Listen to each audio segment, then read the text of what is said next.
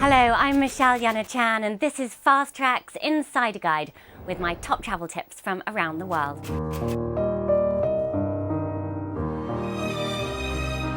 Iceland's capital Reykjavik is celebrating its new title as a UNESCO City of Literature. The award comes in recognition of the country's prolific history of medieval sagas.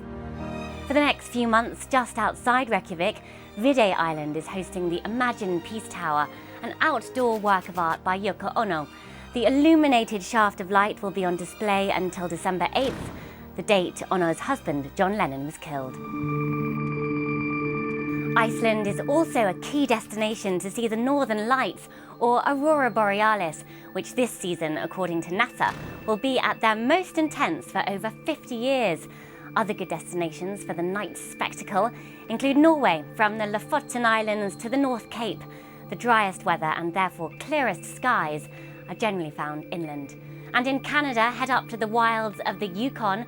I've even seen the Northern Lights there in high summer, although the phenomenon is usually strongest through March. Remember to avoid visiting during the full moon when the effect is weakened. And I'm just back from Ladakh, where I was climbing a mountain in the Stoke Range of northern India and looking at new opportunities opening up, especially for women, as tourism grows in the region. We have huge chunk of land which goes into all the way to the international border in the eastern Karakoram. Some of the world's longest glaciers, some of the highest unclimbed peaks, it's still there. So we are hoping in the next couple of years, in the next few decades, this area is going to really boom in a big way for adventure travelers. Also in Ladakh, the season of winter Buddhist festivals is just beginning at various monasteries through the Indus Valley, including Thiksay and Chemri. These are wondrous affairs where visitors can witness colourful traditional religious ceremonies. Also in India at this time is the Pushkar Camel Festival, a convergence of livestock, nomads, farmers and traders from all over Rajasthan to the edge of the Thar Desert. Thousands of camels are bought and sold, as well as decorated, shaved, paraded and raced.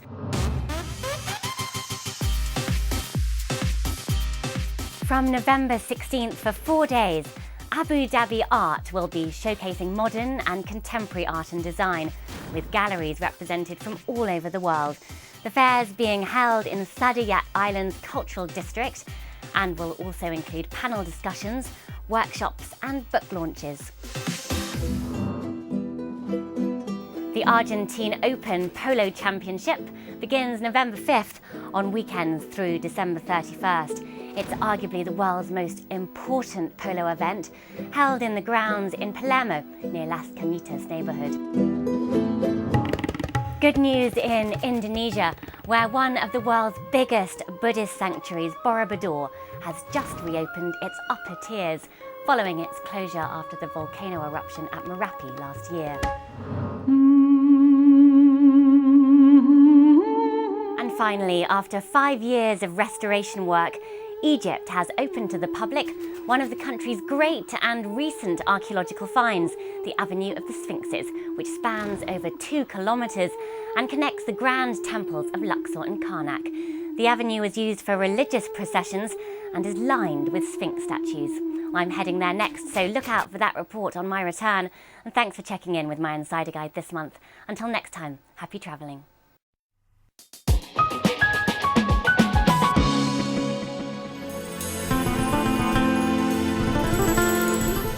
The gorgeous Andalusian countryside in southern Spain.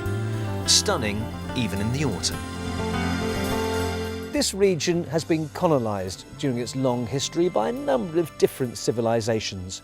The Phoenicians came here and conquered. So too did the Romans and the Greeks and the Moors. But nothing compares to what landed here just a few months ago. And some lives haven't been the same since. Drive an hour or two out of the main city of Malaga and you enter a lush green valley with a cluster of little villages. And now the little village of Pushkar has a claim to fame. It beat off 200 rivals to become the chosen site for the recreation of Smurf Town. Where are you all coming from? From Smurfland where we belong. Yes, that's right. The home to those love 'em or hate 'em little blue creatures, the Smurfs. It was all for the publicity launch of the Smurfs' latest, blockbuster movie. Earlier this summer, the good people of the Sony Corporation arrived to paint the town not red, but blue, with 4,200 litres of azure emulsion. Suddenly life changed for the proud mayor of Pushkar and the village's 250 or so residents, many of whom work in farming, carpentry, construction, or are simply retired. Cuando me propusieron el cambiar el color, para mí fue I was thrilled when I was asked to change the color because things were a bit conservative in this village. There was very little promotional activity regarding tourism, and it was very difficult to succeed in. So being given the chance to change the color was an opportunity I clearly saw, though I wasn't sure about the locals' reaction. Local tourist businesses found themselves overwhelmed with sightseers, many mistakenly thinking the film had actually been shot in Pushkar. Police have been drafted in to marshal the regular traffic chaos. New staff have been hired to cope with demand, and flogging Smurf paraphernalia has proved to be a big earner. The Smurfs are more popular than anyone would have ever thought. In that first week, we had people coming as far as Alicante just for a day trip, which is like a 5-hour drive. We had a group come from Ceuta, which is a ferry ride and then a drive, dressed like Smurfs. This family from Malaga, well, actually the kids, seemed to be enchanted by Pt2, the Spanish translation for Smurftown. Ayer llegamos al pueblo y estaba todo lleno de Yesterday we arrived in the village and it was full of people who came from the vicinity of Malaga.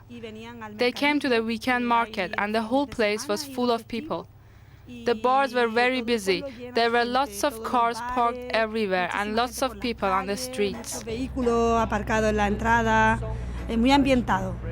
Yes, we will sing it once again. So much has Pushkar been transformed by Smurfdom that a large number of the residents want the makeover to stay permanent, for the town to remain blue. Yes, sing along. And there's going to be an unprecedented referendum on it. Meanwhile, this once sleepy little village has to deal with invasions of visitors, often challenging its stretched infrastructure. Some visitors are treating the town as a theme park, and apparently sometimes as a refuse site. Be honest with me, at any point do you feel, I'm a bit sick of the Smurfs? Well, yeah, actually. At the end of the day, when the people just don't stop coming, and we've done a lunch service, and the terrace has been totally used, and it's obvious because there's trash everywhere. It's just, I pull the Smurfs off the terrace and say, no more, that's enough. The Smurfs need to go to bed too and have a break. I know how he feels. Spend enough time here and you start feeling like you're in a weird dream. Like the Smurfs are playing with your head, man. Get me out of here. I really don't know how I got cajoled into doing this. But anyway, the referendum takes place at the end of November, and rest assured, we'll keep you informed. Well, sadly, that's all we've got time for this week on Fast Track. But join us again next week when we're in South Korea to find out why it's becoming the capital of cool and attracting tourists from all around the world. And remember that you can always find out more on our website, bbc.com/Fast Track. And don't forget to try out bbc.com Travel as well. This week you'll find a mini guide to Mexico's Yucatan Peninsula and find out more about Lake Placid in upstate New York. But until then, wherever you're going next, have fun. We'll see you soon. Thanks for watching and goodbye.